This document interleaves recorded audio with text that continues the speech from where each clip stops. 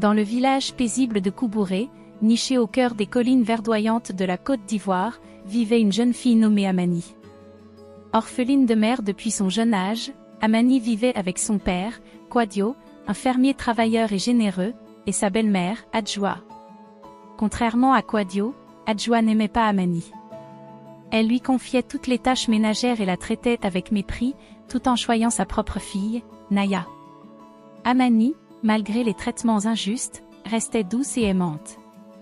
Elle trouvait du réconfort dans la nature qui entourait leur village, parlant aux arbres et aux rivières comme si c'étaient ses amis. Elle croyait fermement que chaque créature avait une âme et que la bonté finirait par triompher. Un jour, alors que le soleil se levait sur le village, une annonce importante résonna dans tout Koubouré. Les tambours royaux retentissaient, appelant les villageois à se rassembler sur la grande place du village.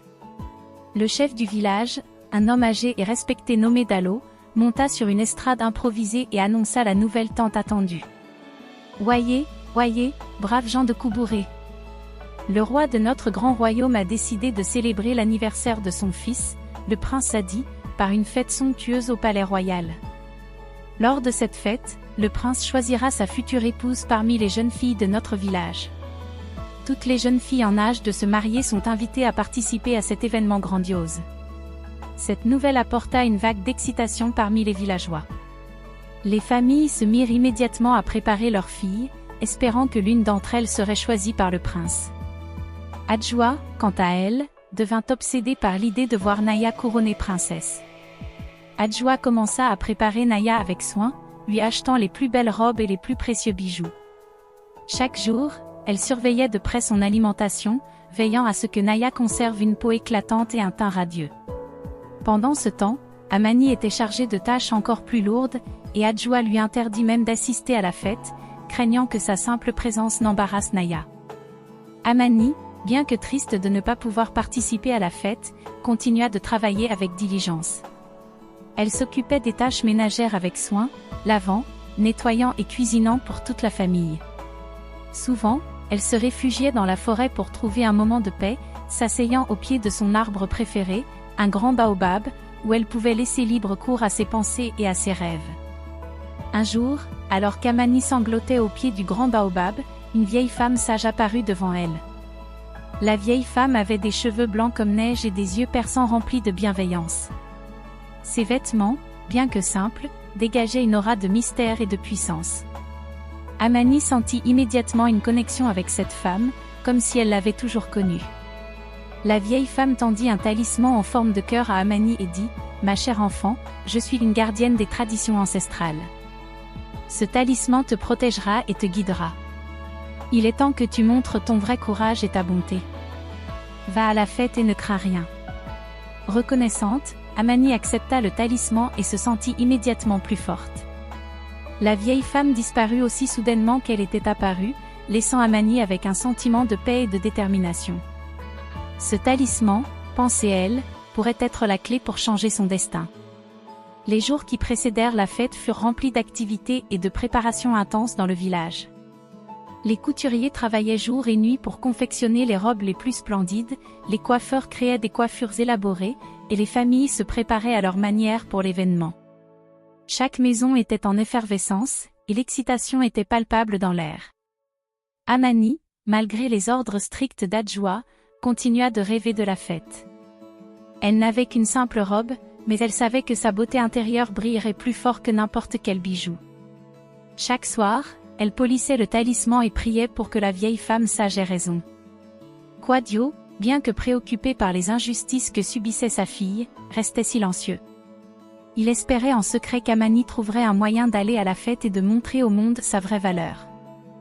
Il savait que sa fille avait un cœur pur et un esprit indomptable, et il croyait fermement que la bonté finirait par triompher. Le jour de la fête, alors que le soleil se couchait, illuminant le ciel de teintes dorées et rosées, Amani, grâce au talisman, trouva le courage de se rendre à la fête. Elle enfila sa plus belle robe, une simple tenue mais propre, et se dirigea vers le palais. À son arrivée, les villageois et les nobles furent d'abord surpris par sa présence. Cependant, la pureté de son cœur et sa modestie captivèrent rapidement l'attention de tous. Le palais était décoré avec une splendeur inégalée. Des guirlandes de fleurs exotiques ornaient les colonnes, des lanternes scintillantes éclairaient les allées, et une musique envoûtante jouée par les meilleurs musiciens du royaume flottait dans l'air. Les invités, vêtus de leurs plus beaux atours, se promenaient dans les jardins royaux, émerveillés par la beauté des lieux.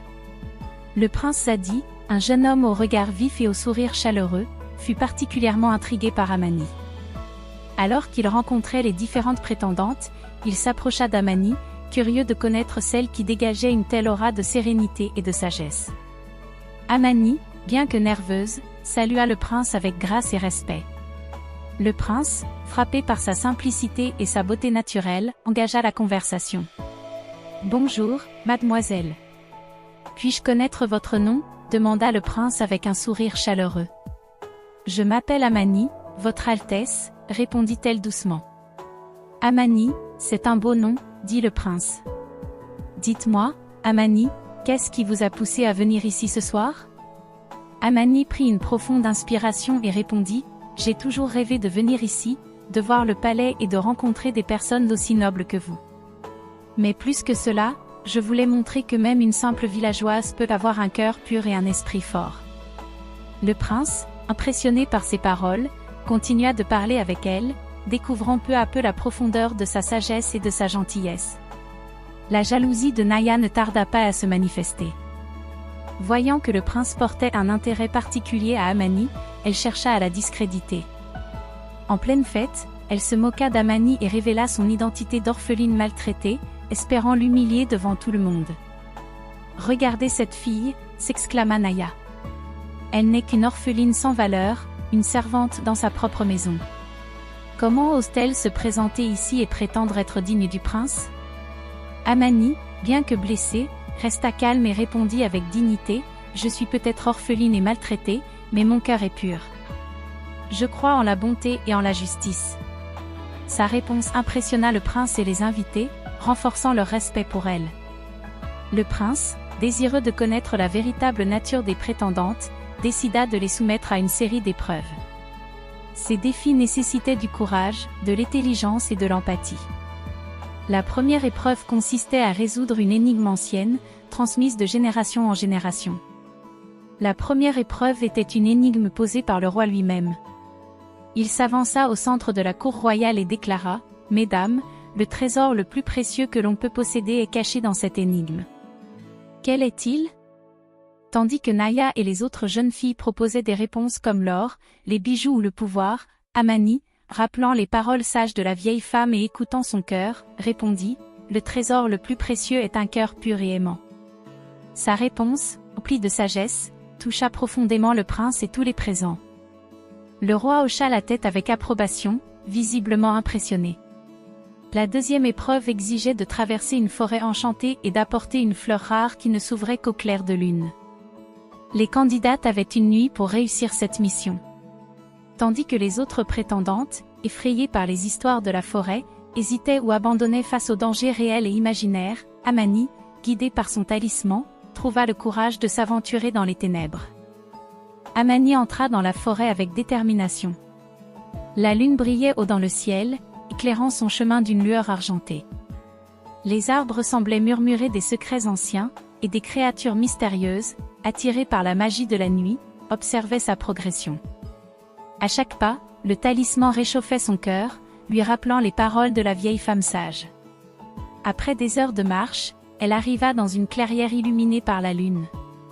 Au centre, une fleur éclatante, aux pétales luminescents, se tenait fièrement. Amani s'agenouilla doucement et cueillit la fleur, sentant une énergie bienveillante l'envahir. Avec la fleur en main, elle retourna au palais, prête à affronter la suite des épreuves. Le retour d'Amani au palais fut accueilli par des applaudissements. Le prince, le roi, et tous les invités étaient émerveillés par son succès. Amani se tenait fièrement, la fleur rare en main, son cœur débordant de satisfaction et de paix.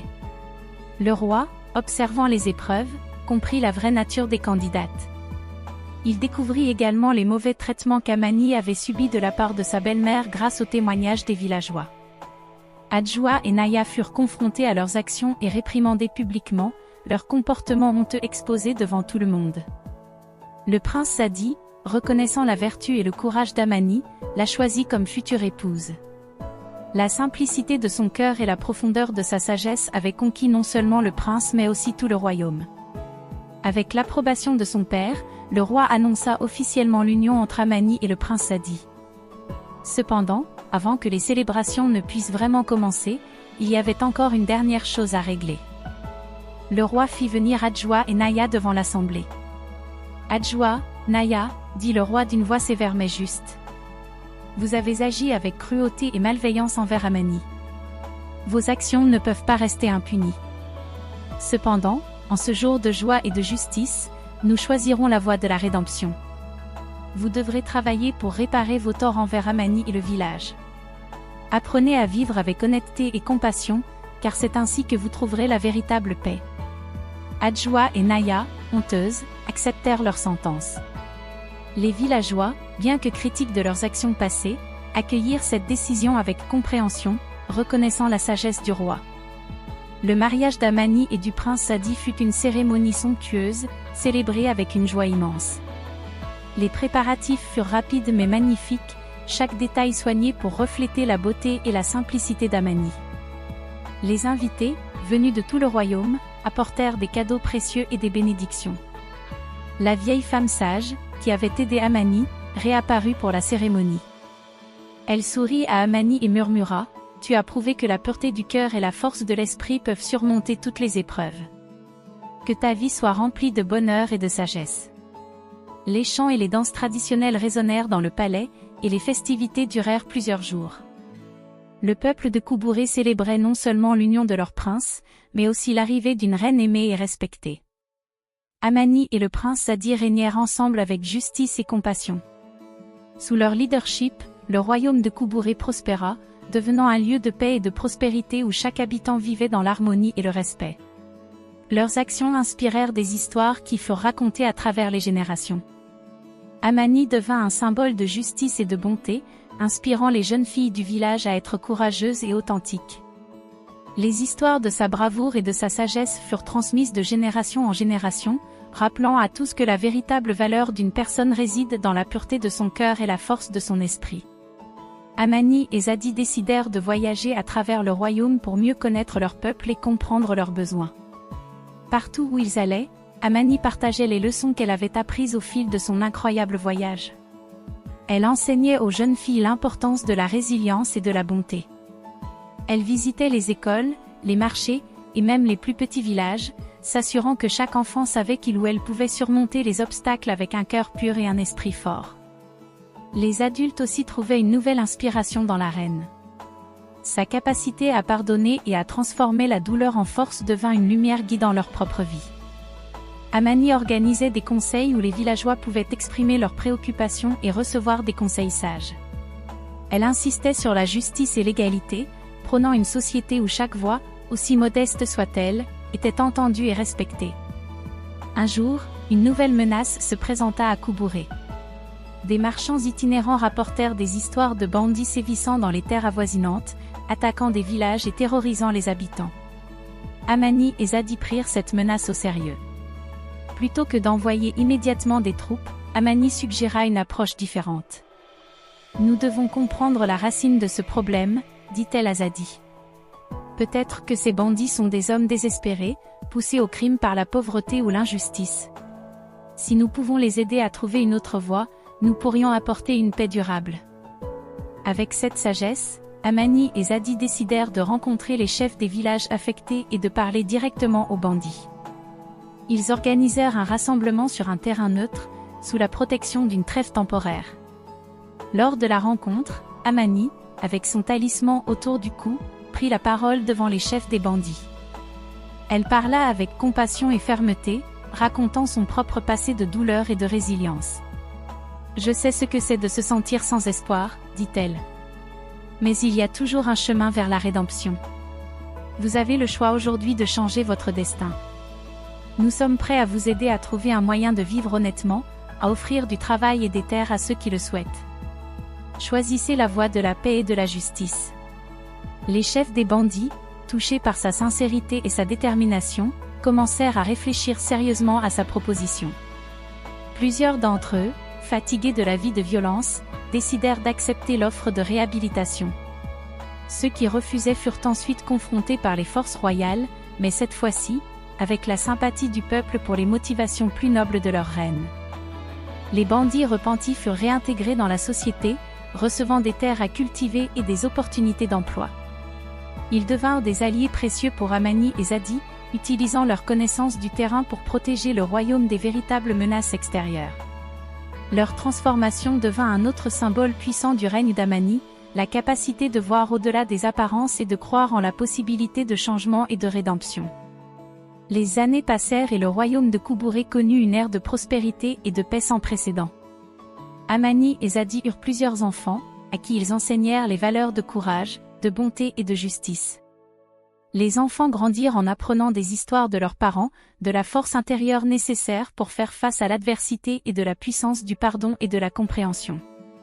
Le règne d'Amani devint légendaire, et elle fut aimée non seulement en tant que reine mais aussi en tant que guide spirituel et conseillère sage.